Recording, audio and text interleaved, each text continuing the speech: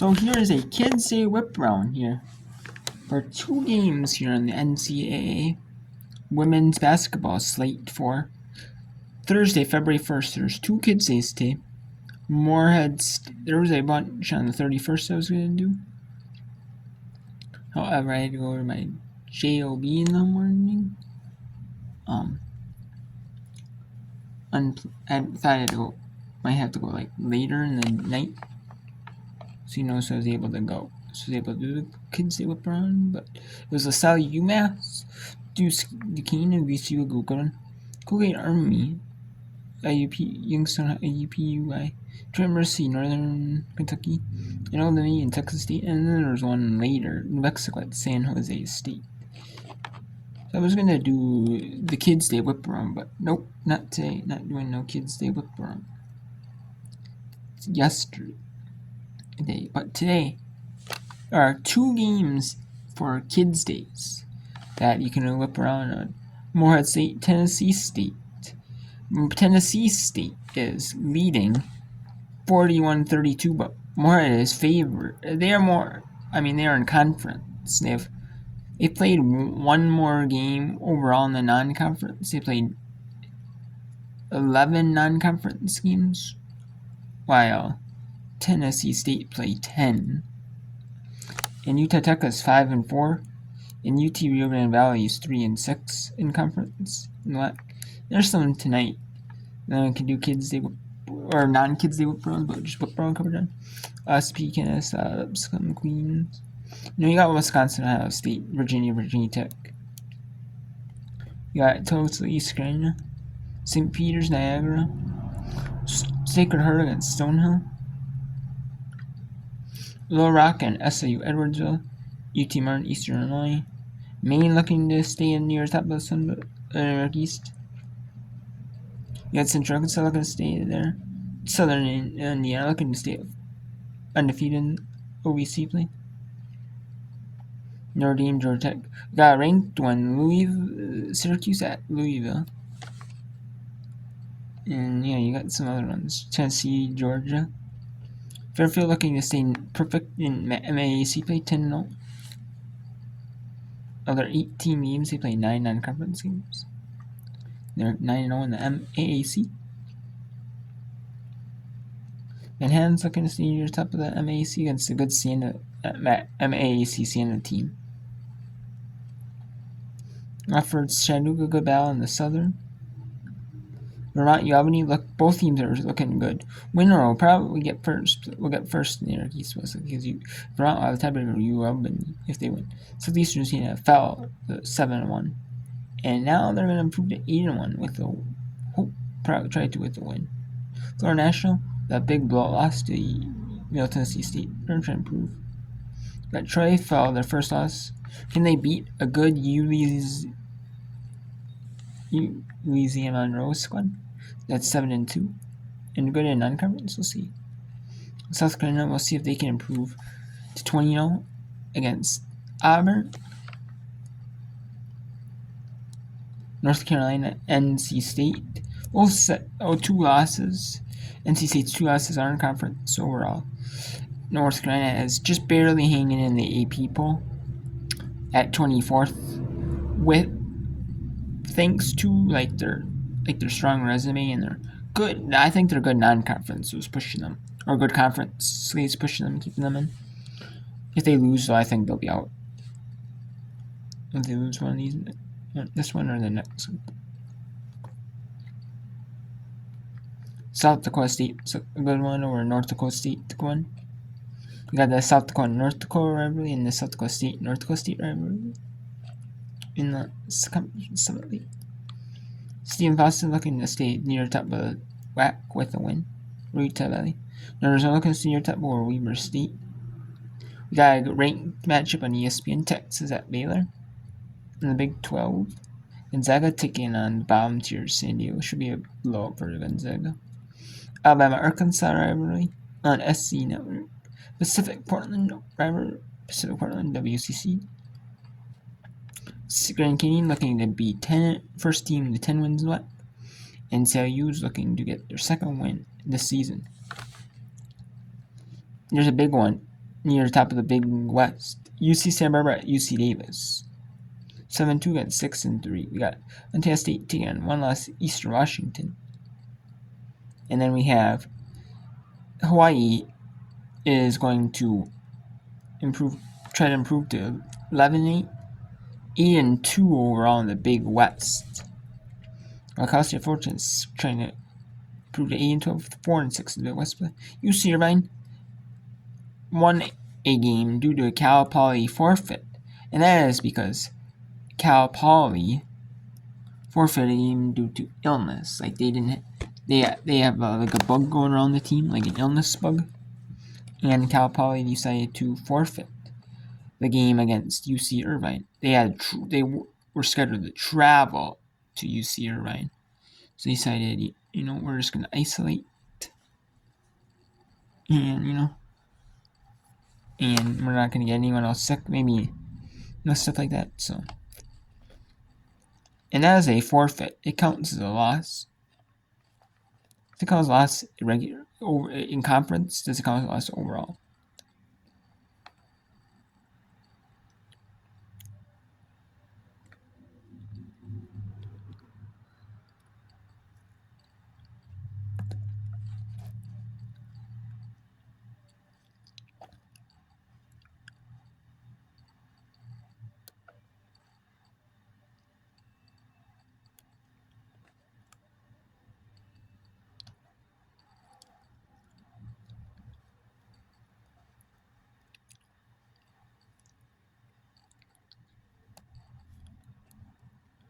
So yeah, well, it counts as a conference loss.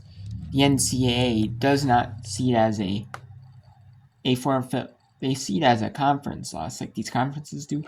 They say if you're going to forfeit a game for any reason, you have to, in the conference things, it does come as a forfeit. Because if one team, played that, like, one less game, like they're half a game back, like, could they have actually lost the game? And, if there's, like, an uneven amount, or teams, might just use the forfeit tactic as, like, like, hey, we don't want to play this top team, we're going to lose, too. So,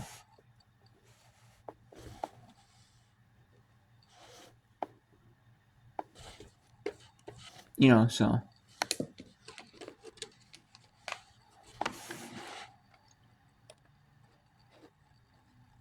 But yeah, so we have Morehead State and Tennessee State, and which is 47-39 in favor of Tennessee State. Tennessee State led 4-4 after the first or second quarter, and they were tied at 15 after the one. It's 47-39, like I said here, and then it's Utah Tech taking on UT Rio Grande Valley. There's only 2 Kids Days going on right now, and the Morehead State Tennessee State Kids Day is not very packed. It's not very, very packed. I mean, for a Kids Day, obviously you don't expect like the regular crowd to be there, like the paying fans to be there. You don't really expect them to be there, It's not like it's, you know what I mean? You really don't. Now it's 49-41. You don't really expect them to be there. You might expect it's not like where it's like baseball or softball or something like that, where some of these sports were or it's not like a weekend game where people might show it early. Maybe even on a weekend game, maybe if it's a little bit early, people may not, but you get more attendance than a weekday Kids Day. It's just more like a, you might get some fans, but you won't get like a ton of fans as you would if it was a non-Kids Day. You know what I mean? And it is. Some Kids Days, aren't, like, it looks like Tennessee State's Kids Day, They have a bunch of kids, but they have a row up behind like the benches.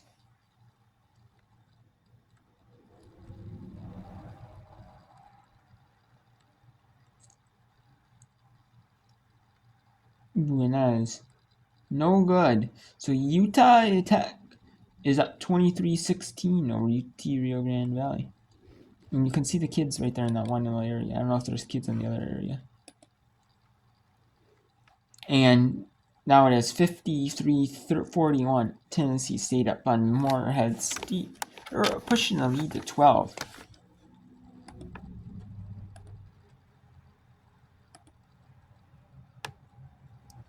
So let's actually send it out to announcers at Tennessee State University. My bad. But first, yes, you can see the kids up there. Yes, there are gaps in the kids sections. There's not like, there might be some gaps of kids sections. Like I see that, here, and there might be some on the other side too. But here and there, I can see that, So like they're like the groups that are like a little bit row out there, and then there's like whole rows of kids. And then a little gaps in it. I can see it separate them a little tiny bit, but okay.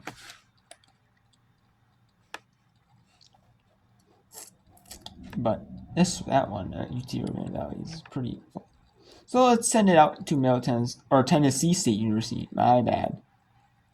With 20.6 seconds left in the third quarter as they're reviewing something here.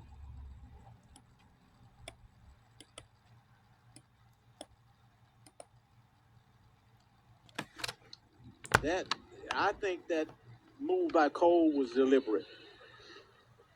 Yep, but the other end, Sanaa St. Andre with the free throw. 79% free throw shooter, the team's best, misses the first. Her first time at the line. Kayla Petrie, I don't know if she's going to make it through this one. She is the sort of hyper. The coach is just. Oh, she's obviously upset. 53-41 with 20.6 seconds to play. 20 seconds, and you see the push at the end there. And quite unnecessary. That's the thing, and I think that's what made it was very bold. Yeah, and I just think you take a look at it. Anyway, 12 seconds, and now the steal out in front. We're going to have a foul. It's going to be called on St. Andre with 10 seconds to play. That will be, actually, I do believe we'll see if that is the fifth. And now, down right now, we see the contact out on the middle of the floor. And that is St. Andre still down. We see going there. And, she landed on her head and then sort of, what's the Moorhead State Charles? Just land on top of her head, boom, and push her face into the floor. And just dazed a little bit that time. Just 10 seconds to play. In an unfortunate situation here at Tennessee State University. As you can see, they're going for the loose ball after the steal. And just the Moorhead State defender, Charles, stepped on number 20's head right there. And you can see clearly in pain after you can see her head hit the floor, which is very painful. So we'll take it to UT Rio Grande Valley here. Oh, they are doing that one. It is 23-17. Utah Tech is up on UT Rio Grande. Make it 23-18 with about 20 seconds gone in the start of the second quarter. So let's send out the announcers at UT Rio Grande Valley University.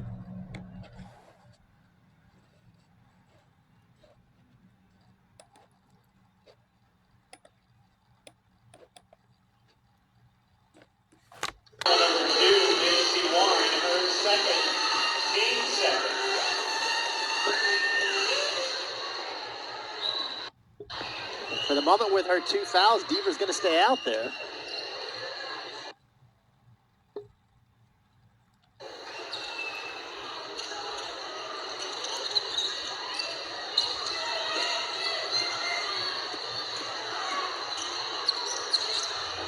That one doesn't go. Of course, that's Allison Deaver with 2. Okay, so there is some issues with the stream right there. So let's send it back to Tennessee State now. And as you can see, you're still tending to player. Player is sitting on the court, but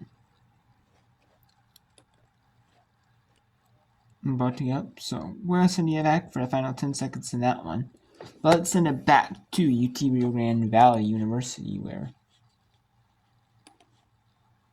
Utah Tech 23, UT Rio Grande Valley, and that's not University of Tennessee Rio Grande Valley, it's University of Texas Rio Grande Valley. So Bounce for Caitlin Deaver. Here come the Vaqueros. Trotter. O'Keefe.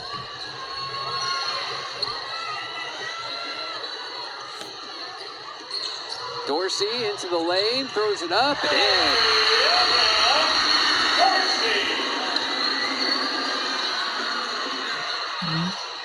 Warren. Layup, no. Rebound, Hacker up.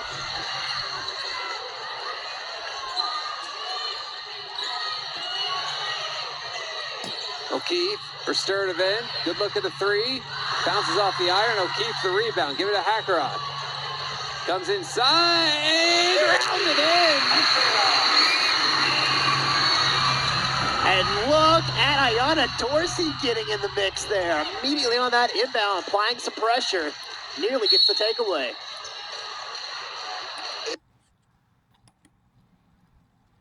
okay, so now let's go to Tennessee State University, where the Lady Tigers are up on the Moore State Golden Eagles.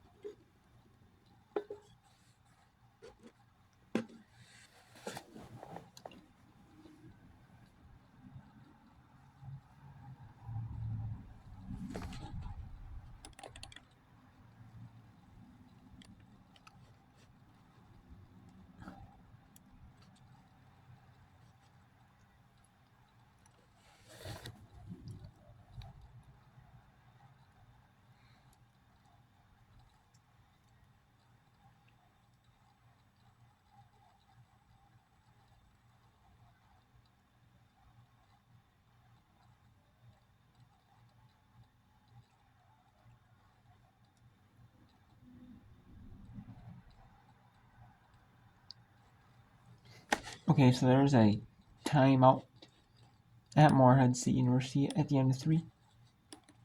So let's go back to Utah Tech at UT Rio Grande Valley. University of Texas at Rio Grande Valley. And it is 8 minutes to go. Second quarter. 23-22 with 21 in the shot. Actually, no, it's in the backload. So that is a timeout here at Utah or UT Rio Grande Valley as well. So there is a timeout in both games. So the second quarter media timeout is now, and it is 55-41 after 3. Tennessee State with the lead in the upset. Utah Tech is up 25-22 with 7:41 to go after Ayanna Dorsey missed the 3-pointer for UT Rio Grande Valley. Actually, now it's back going the fourth quarter. Here, Tennessee State 55, Morehead State 44.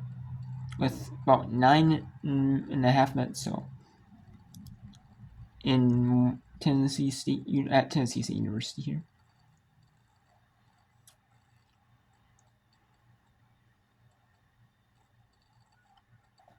And now it looks like all the kids have to unfortunately go home at Kids Day. It looks like some of them do, not all of them. Yeah, you can see some of them, and the teachers and the chaperones and all that are with, and the kids. You know, teachers, if there's parent chaperones, if there's, you know, kids, all of them have to go. Some of them do. Some of them are staying. You know, they planned it so they could stay the whole thing, but you know, or maybe some of them are just waiting for others leave. But unfortunate for them, they're gonna miss a good fourth quarter once they have to go. And that's the problem with having like a noon Kids Day in Tennessee. You know, that's the problem. You know, all of them have to go home, you know, or go back to school early, grab their things if they bring them with on their bus, their backpacks and stuff.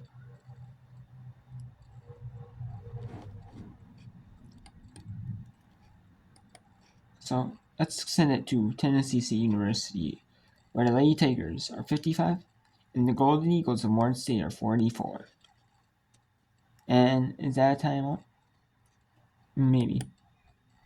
The defender there and draws the contact. Yeah, Blessing King. Nope, it just looks like it's a block. She's lengthy. Has 20 blocks on the season coming into this game. That time a little late getting there. Zion is. Yep, you can see another Kids Day group is leaving, unfortunately. So all the kids are unfortunately going to be leaving here. You're at Tennessee State University, yep. So 57-44 now. Tennessee State up on Morehead State. We'll see if now it's like basically like practice almost with a little bit of fans. We'll see if who's gonna win in the practice environment. Got a smile there from Shannon. She's done yeoman's work here. Caleb Petrie already, I believe, with. So we'll keep it here until about 30 minutes in this video. And we'll send it off here to. We'll send it off.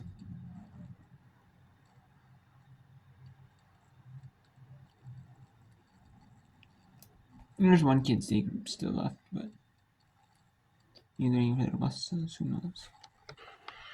Working on Novick. She's just clearing everybody out. Gets a pick from Cole. Little pick and roll. Little floater by Parker. No good. And the run out the other way is Novick. She's got Williams trading, following her, but goes up and puts it up and in. Strong move by Katie Novick, the freshman out of Belarus. Yeah, they used her body that time because Ebony Williams was going to block that shot. She had perfect timing to go block it, but could not get around and get that right hand up. Gets the left-handed shot. Shannon with it now. 15-footer off the left elbow. Blocked that time. 57-46. Lady Tigers, and Sanaa St. Andre is off the bench and is going to be coming in for the Lady Tigers. But the inside move then by Hall, Coach Ty Evans sensing a bit of a run, asked for the timeout, also to get Sanaa St. Andre the timeout as well. 7:20 to play. Timeout on the floor. We're going to take one as well. This is OVC basketball on ESPN.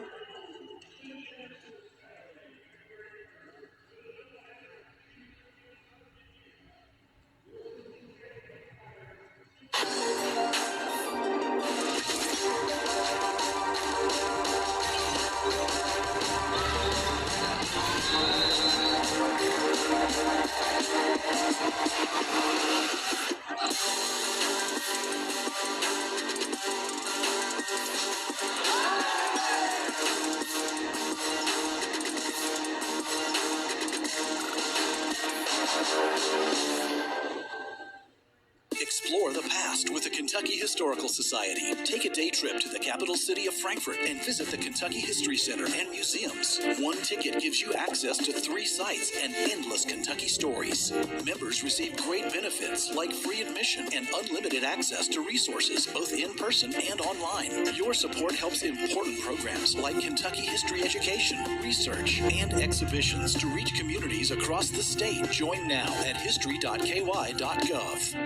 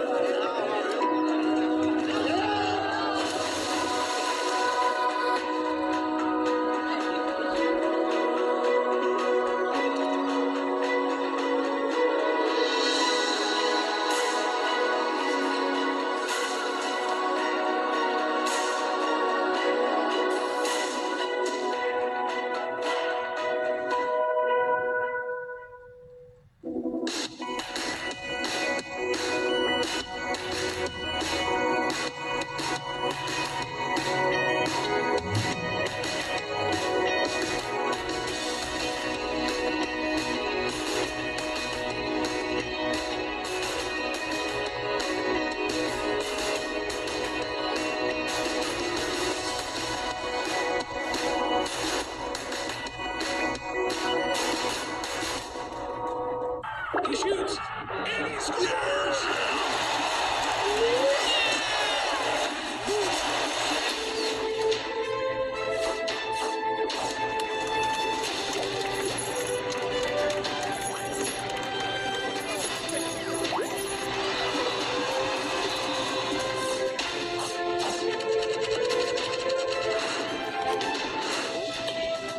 Okay, so there's a TV timeout here at Tennessee State. Actually, they're back. Oh, that break place. At UT Rio Grande Valley is 39-24 in favor of Utah Tech. And now you can see their upcoming schedule for Tennessee Tech as they play Morehead State.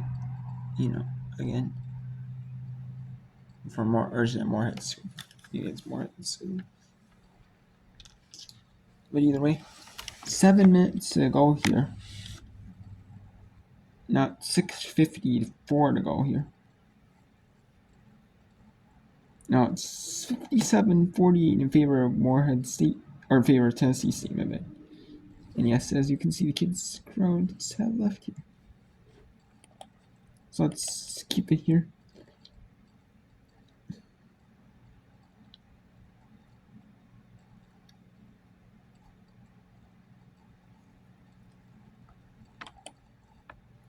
And 10 rebounds. That look at the Morehead State schedule brought to you by and the road to the OVC Basketball Championship, United Fidelity Bank.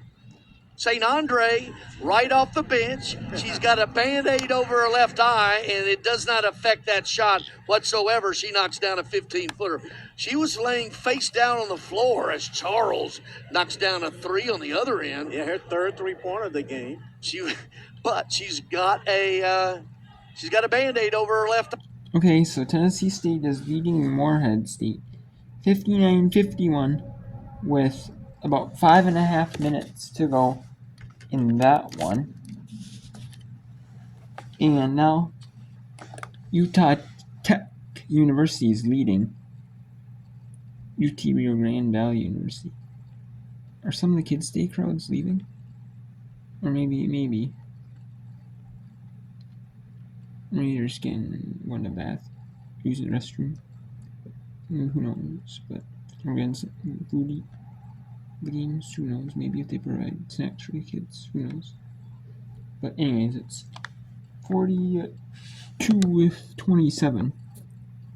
Utah Tech over UT Rio Grande Valley with about 2.5 to go in that one. So it's been about a half hour of whip around. We can talk about other games. This is for the kids. They whip around in other games. That's it. So we will leave it here. Actually, let's flip it to the other game for the final 20 seconds of this video. As there's a foul called, and now it's 59-53 Tennessee State over Morehead State. So the Kids Day crowd really favored Tennessee State. Now it's hurting them now. There's no Kids Day crowd.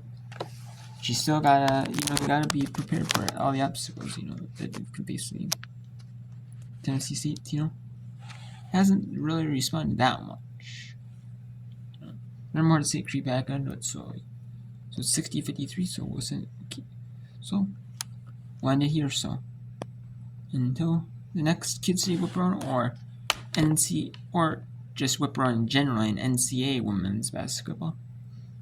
We'll do whip arounds in NCAA women's basketball through the regular season and conference play for the regular season. There might be an occasional challenge, like non-conference game here and there slipped in, like the Max Sunbelt Challenge, or like UConn does with South Carolina, Tennessee, like Notre Dame. Some of the top premier schools they've had a rivalry with. They're like good, like big name schools. It's not really a rivalry anymore, just a more friendly back and forth banner. Maybe besides UConn and South Carolina, but that's more of a modern thing. But anyways, yeah. So we'll do whip rounds all throughout the regular season, the conference tournaments, all that stuff, and I will show you here other stuff that like softball whip arounds.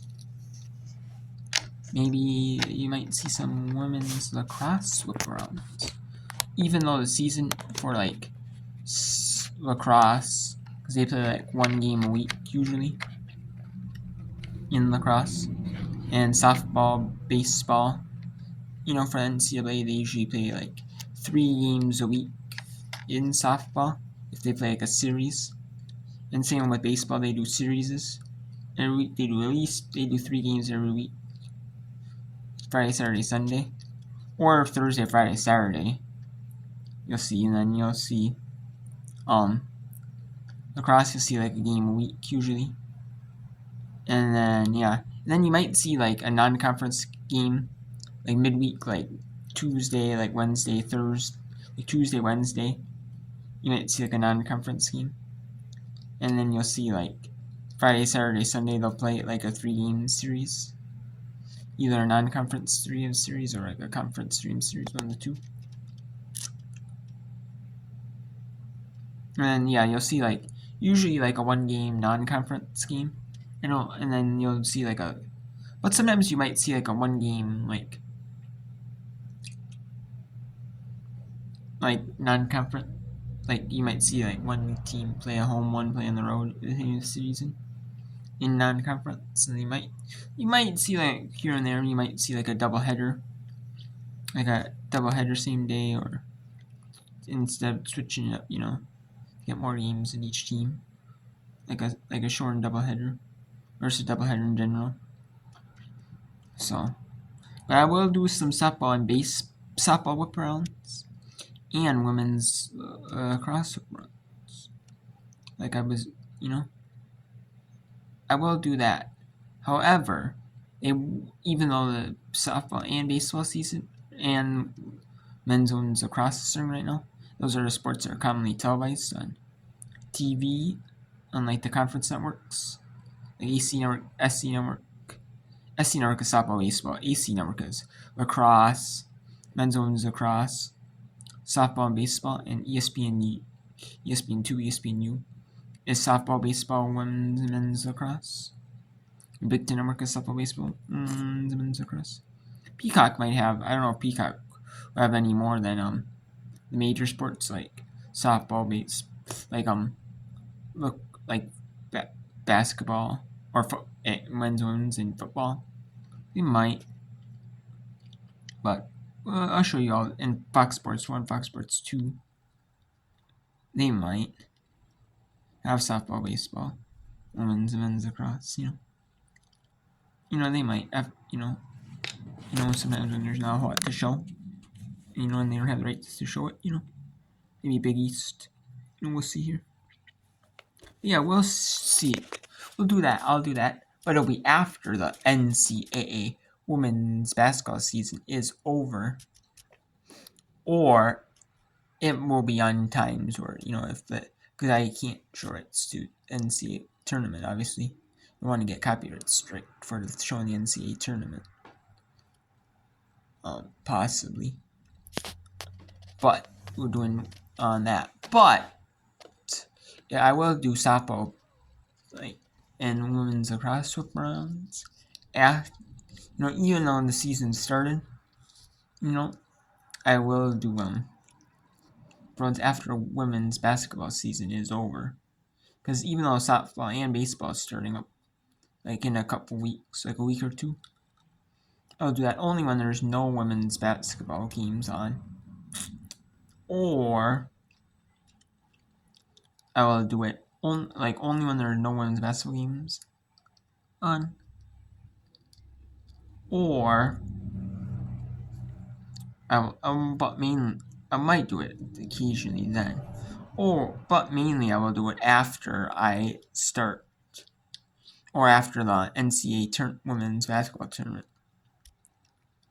is done. Mainly, that's when I will start doing them.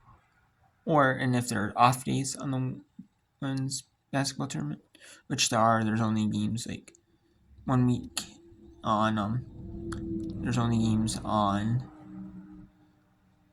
first round Thursday, Friday, Saturday, Sunday. Friday, Saturday, Sunday, Monday is usually when it is the women.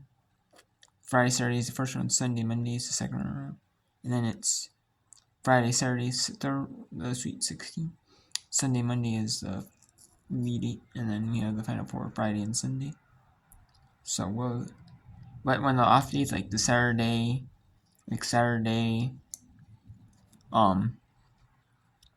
basically the off days of the women's tournament, or days when or times where there are no women's tournament game, but still a decent amount of softball or women's lacrosse. Women's lacrosse is usually played when it's daylight out during the day. Sometimes softball is played at night. Sometimes, especially at the big tournaments at schools that they have. So, they gotta squeeze in as many games as can, start early as can, squeeze as many games during the day. And if they have to squeeze in a night game, they can. They're able to if the steam has lights. So you know what I mean. So we'll see. On that one, yeah. But yeah. So we'll be doing book brown coverage on softball and women's lacrosse. You'll see that as well. So for the NCAA, usually it's just the games. It's just going to be games that are on. Usually it's the ones that are just on ESPN Plus, or the televised networks like ESPN, ESPN2, ESPNU, AC or SC Network, Big Ten Network. If there's some on Fox Sports 1, Fox Sports 2. If I have and ESPN News. I usually softball and baseball NCAA is usually not shown on CBS, or maybe there might be some on CBS Sports Network. But usually it's not shown on Fox or any of that stuff, or Fox, mainstream channels. But you never know. I mean, maybe if it is, but maybe I know Fox shows a lot of UFL will show, and ABC will show NHL, NBA playoffs and stuff. Well, so ESPN is showing all that, the NCAA softball, baseball, men's, women's lacrosse. They are, and so. But yeah, I'll be doing softball and women's lacrosse runs for sure. You'll see that on after NCAA women's basketball season is over, for the regular season and conference tournaments. And you'll be seeing, that's mainly when they start televising softball and baseball, is either when there's no game, is the conference networks start televising it after their conference tournaments are over, or when their conference, men's women's basketball tournaments are done. And then Fox like FS1, FS2, Big Ten Network when their portion, or like AC Network, SC Network, if they defer, some of them like defer like other networks like Fox, like ESPN for the AC, SC tournaments, certain rounds, and then Fox, might defer to like Big Ten Network might defer to like CBS for the Big Ten tournament, or like FS1 for other rounds. So maybe the smaller conference only networks might show softball, baseball during the tournament, during the women's basketball tournament, stuff like that, or the men's basketball tournament on bigger mainstream networks.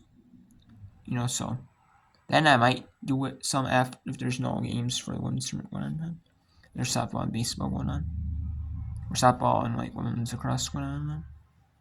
But otherwise, it's mainly mainly you're going to see the main portion of an off day, like I said before. But mainly you're going to see this, like I said before, the whip rounds only happen during, whip rounds mainly going to happen only during, after the main whip rounds are mainly going to happen after the women's basketball tournament is done. But maybe after. But if I can do some WNIT whip rounds, because they're on ESPN Plus, games are, and so that I'll do the NCAA women's basketball WNIT whip round coverage on days when the NCAA women's basketball tournament's not going on, because a lot of them are streaming on conference streaming platform like services. Because usually they have they only show the regular season in the conference tournaments. They usually don't show like ones like not the main NCAA tournament. So we'll see, but till then, take care.